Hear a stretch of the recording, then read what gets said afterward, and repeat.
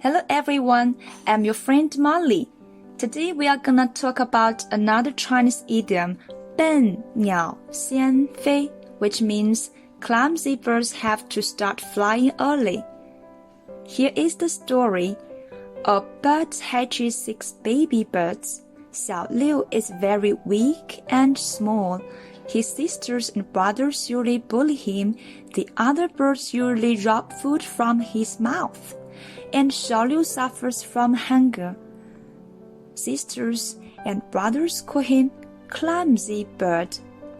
He decided to exercise more to be healthier in order to not be teased by his sisters and brothers. Xiao Liu has a strong will and gets up very early every day. He always finishes exercising and eating worms by the time his sisters and brothers wake up. When the winter is coming, the bird flock prepares to fly to the south. The clumsy bird is the first one to start flying. Today's teaching is over. Thank you for listening. If you like this story, you can remember this Chinese idiom, 笨鸟先飞.